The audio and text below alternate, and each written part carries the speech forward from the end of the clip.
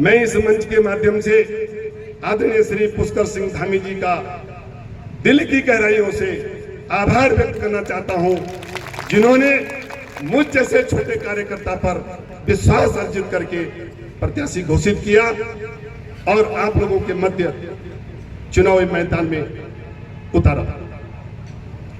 माननीय मुख्यमंत्री जी, मैं समझता हूं आपका बहुत व्यस्तम कार्यक्रम है, लेकिन चंद शब्दों में मैं अपनी बात तो रखना चाहूंगा। नगर पालिका क्षेत्र की जनता ने उस दिन तय कर दिया था जिस दिन आप लोगों के द्वारा पूरे उत्तराखंड में प्रत्याशियों की घोषणा की। मुझे यकीन नहीं आ रहा था कि बड़कोट में जब मैं जाऊंगा तो क्या स्थिति होगी।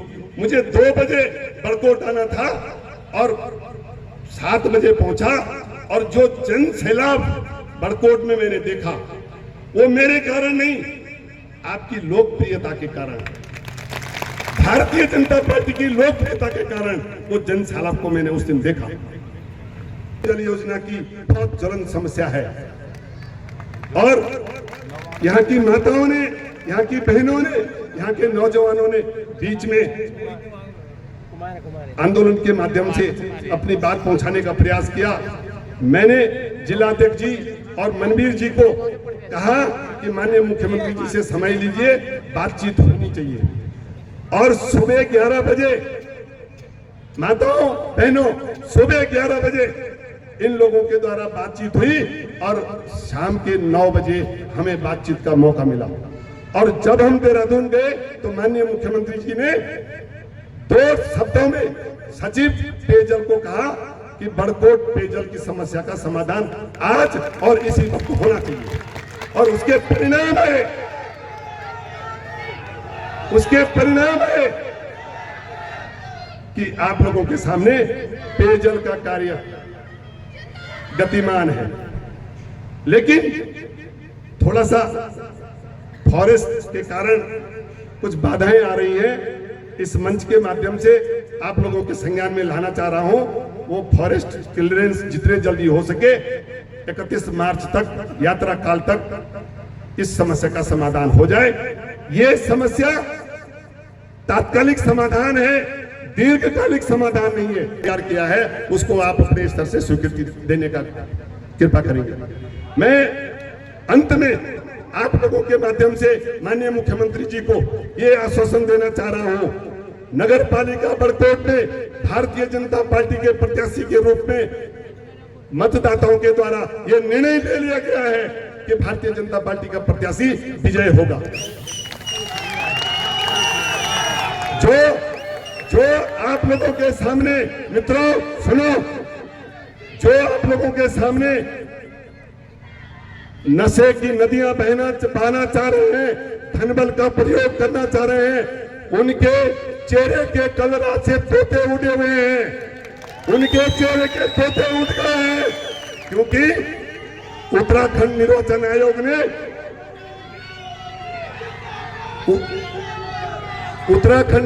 आयोग ने आप लोगों ने देखा होगा व्हाट्सएप के माध्यम से और फेसबुक के माध्यम से कि नगर पालिका बड़कोट ही नहीं, किसी भी शहर में फर्जी मतदाता वोट नहीं दे पाएगा।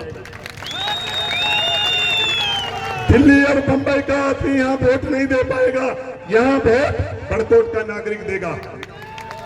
इसलिए आप लोगों से मेरा अनुरोध है, मैं आप लोगों के माध्यम से माननीय पुष्कर सिंह धामी जी को ये आश्वासन दे दूं कि आप मुझको जिता रहे हैं, जरा हाथ खड़े करो।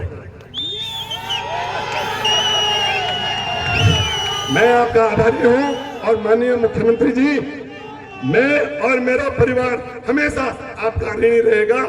और नगर पालिका क्षेत्र की जनता के लिए जिस समय मैं आप लोगों के दरबार में आऊं, इन लोगों की आवाज समझ के नगर की समस्या का समाधान का प्रयास करना। जय हिंद, जय भारत, जय उत्तराखंड।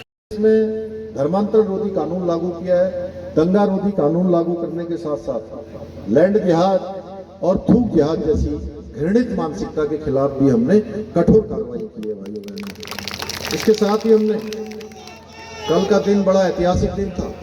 पूरे प्रदेश के अंदर रहने वाले सभी लोगों के लिए एक समान कानून लागू करने की दिशा में जो हमने वायदा किया था 2022 के आम चुनाव में, उस वायदे को हम पूरा कर रहे हैं। इसी महीने हम प्रदेश के रहने वाले हर एक व्यक्ति के लिए, किसी जाति का, पंथ का, समुदाय का, वर्ग का, सबके लिए देवभूमि उत्तराखंड में एक कोने से लेकर दूसरे कोने तक एक समान कानून होगा। कानून अलग अलग नहीं होगा।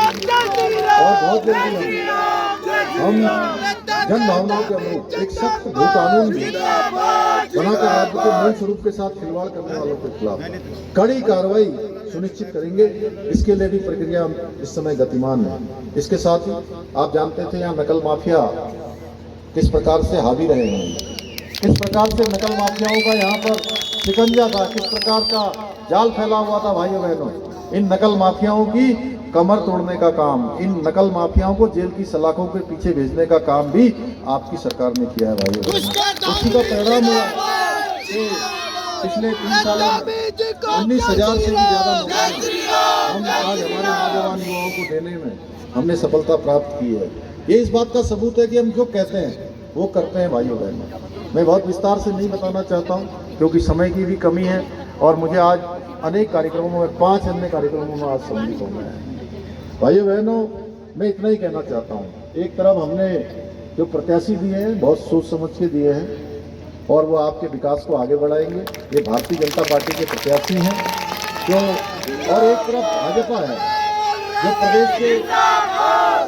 प्रदेश के समग्र विकास के लिए दिन रात काम कर रही है। हम लोग दिन रात काम कर रहे हैं भाई बहनों, लगातार राज्य को आगे बढ़ाने के लिए अपना हर पल और हर क्षण राज्य को समर्पित करते हुए हम काम कर रहे हैं। वहीं दूसरी ओर कांग्रेस है जो हमेशा हमारे विकास के कामों में रोड़ा बनती है, हमेशा हमारी जन कल्याणकारी जो नीतियां हैं उनका विरोध करती हैं। मैं भाइयों बहनों आज के इस अवसर पर पूछना चाहता हूं, चाहे वो कांग्रेस वाले हों या निर्दलीय वाले हों, क्या उनको इस बात की पीड़ा है कि आज आदरणीय मोदी जी के नेतृत्व में हमारे प्रदेश के अंदर 2 लाख करोड़ से भी ज्यादा की योजनाएं, आज विकास की विभिन्न योजनाएं चल रही हैं?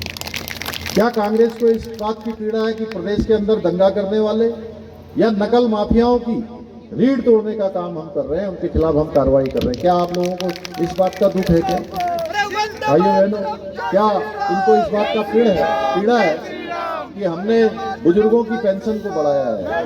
बुजुर्ग दंपतियों में से एक को पेंशन मिलती थी, परिवार में 2 होते थे, हमने दोनों को पेंशन दी है। क्या आपको इस बात का दुख है? क्या भाइयों बहनों, हमको ये काम करना है? क्या इनको इस बात की पीड़ा है कि आदरणीय मोदी जी के नेतृत्व में अयोध्या में भगवान श्री रामचंद्र जी का 500 सालों से जिसकी कई पीढ़ियां प्रतीक्षा कर रही थी, वो भव्य और दिव्य मंदिर बनकर तैयार हो गया? हम सब के आराध्य देव की वहाँ प्राण प्रतिष्ठा होगी। क्या इस बात की पीड़ा है? क्या भाइयों बहनों, या आज इनको इस बात की पीड़ा है कि उत्तराखंड आज देश का हर क्षेत्र में अग्रणी राज्य बनकर उभर रहा है, हर क्षेत्र में कदम आगे बढ़ा रहा है? आखिर क्यों ये लोग, ये कांग्रेस के लोग, ये निर्दलीय लोग विकास और जन कल्याणकारी योजनाओं को तरह तरह से बाधा पहुंचाने का काम करते हैं? आज मैं इस मंच से आप सबको विश्वास दिलाता हूं, ये लोग चाहे विकास को रोकने का कितने भी षड्यंत्र कर लें, भाइयों बहनों, अब उत्तराखंड का जो विकल्प रहित संकल्प हमने ठाना है, जो संकल्प हमने लिया है जिसमें कोई विकल्प नहीं है, इस मूल मंत्र के साथ हम आगे बढ़ेंगे। विकास के मामले में कोई बाधा आप कहीं नहीं आने देंगे, विकास को आगे बढ़ाने का काम करेंगे। भाइयों बहनों, मैं एक बार फिर से आप सब लोगों से अपील करना चाहता हूं कि भाई अतुल रावत जी, हमारे नगर पालिका परिषद उरोला और नौगांव, सभी को मैं विजय बनाने की अपील करता हूं, भारतीय जनता पार्टियों को, प्रत्याशियों को, सभी को। तो मैं इतना ही कि आप सबका विश्वास चाहता हूं। भाइयों बहनों, क्या आप बड़कोट, नौगांव, पुरोला सब जगह पर कमल खिलाएंगे? कमल खिलाने को तैयार है ना? जोर से बोलिए, तैयार है ना? भाजपा प्रत्याशियों को ही वोट देंगे ना? ट्रिपल इंजन की सरकार बनाएंगे?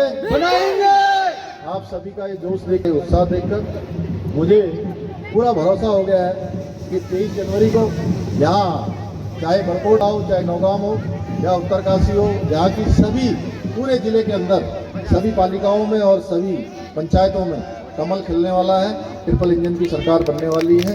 आप सबका इतना निवेदन करते हुए मैं अपनी बात को समाप्त करता हूँ। बहुत बहुत धन्यवाद।